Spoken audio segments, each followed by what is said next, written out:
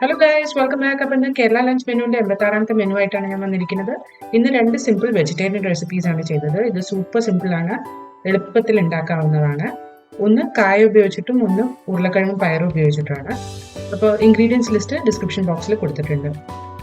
ഇതേപോലത്തെ നിറയെ Kerala lunch menu recipes എൻ്റെ ചാനലിലുണ്ട്. അപ്പോൾ നിങ്ങൾക്ക് ഡെയിലി ലഞ്ച് ഉണ്ടാക്കാനായിട്ട് എൻ്റെ ചാനൽ സബ്സ്ക്രൈബ് ചെയ്യുക, ബെൽ ബട്ടൺ ക്ലിക്ക് ചെയ്യുക.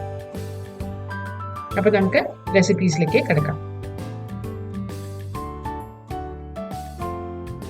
ആദ്യം നമ്മൾ ഉണ്ടാക്കാൻ പോകുന്നത് കായം കൊണ്ടുള്ളൊരു പുളിങ്കറിയാണ്. ഇതിനായിട്ട് കായ ഇങ്ങനെ ചതുര കഷ്ണങ്ങളായിട്ട് കട്ട് ചെയ്ത് ഒരു പ്രഷർ കുക്കറിൽ എടുത്തിട്ടുണ്ട്.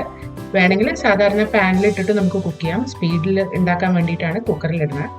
അത് വേകാൻ ആവശ്യമുള്ള വെള്ളവും മഞ്ഞൾപ്പൊടിയും മുളക് പൊടിയും കൂടി ചേർത്ത് കൊടുക്കുക. ആവശ്യത്തിന് ഉപ്പും ചേർത്ത് കൊടുക്കുക.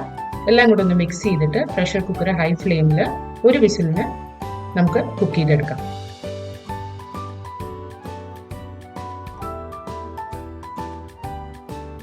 അപ്പോൾ കായ കുക്കായതിനു ശേഷം ഞാൻ വേറൊരു പാത്രത്തേക്ക് മാറ്റിയിട്ടുണ്ട്. എന്നിട്ട് മീഡിയം ഫ്ലെയിമിൽ വെച്ചിട്ടുണ്ട് അടുപ്പത്ത്. ഇതൊന്ന് നന്നായിട്ട് തിളച്ച് വരട്ടെ. തിളച്ച് വരുമ്പോൾ നമുക്ക് ഇതിലേക്ക് പുളിവെള്ളം ഒഴിച്ചു കൊടുക്കാം. അപ്പോൾ പുളിവെള്ളം ഞാൻ നന്നായിട്ട് അരിച്ച് ഒഴിച്ചു കൊടുത്തിട്ടുണ്ട്. ഇനി ഇതൊന്ന് നന്നായിട്ട് തിളച്ച് വരട്ടെ. തിളച്ച് വന്നു കഴിയുമ്പോൾ ഇതിലേക്ക് തേങ്ങയും ജീരകവും കൂടി നന്നായിട്ട് വെണ്ണ പോലെ അരച്ചെടുത്തത് ചേർത്ത് കൊടുക്കുക. മിക്സ് ചെയ്യുക, ഉപ്പ് ശരിയാണോ നോക്കുക. എന്നിട്ട് ഇതൊന്നൊരു ചെറിയ തിള വരുന്ന വരെ അടുപ്പത്ത് വെക്കാം.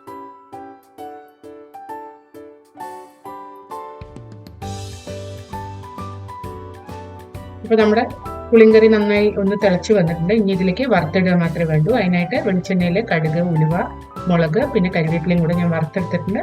അത് ഇതിന്റെ മുകളിലേക്ക് ഒഴിക്കുക. നമ്മുടെ സിമ്പിൾ പുളിങ്കറി റെഡി.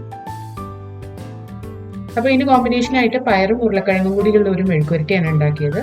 അപ്പോൾ പയറ് കഴിക്കാൻ മടിക്കുന്ന ആൾക്കാർക്ക് കുറച്ച് ഉരുളക്കിഴങ്ങ് ചേർത്താൽ കുട്ടികളൊക്കെ കഴിച്ചോളും.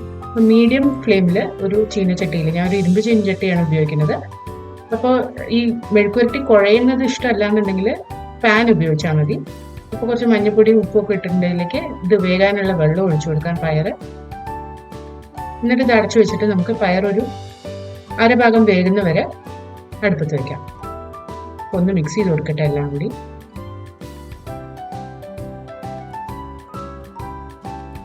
ഇനി ഇത് അടച്ചു വെച്ചിട്ട് നമുക്കൊന്ന് വേവിച്ചെടുക്കാം. ആ പയറ് അരഭാഗം വെന്ത് കഴിയുമ്പോൾ നമുക്ക് ഉരുളക്കിഴങ്ങ് ഇതിലേക്ക് ചേർത്ത് കൊടുക്കാം.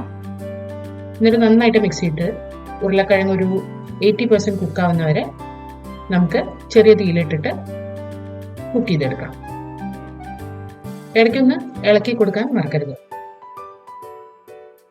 അപ്പൊ നമ്മുടെ ഉരുളക്കിഴങ്ങ് ഒരു 3/4 ഭാഗം വെന്തിട്ടുണ്ട്. അപ്പൊ ഇനി ഈ സ്റ്റേജിൽ ഉപ്പ് വേണമെങ്കിൽ ഉപ്പ് ചേർത്ത് കൊടുക്കുക.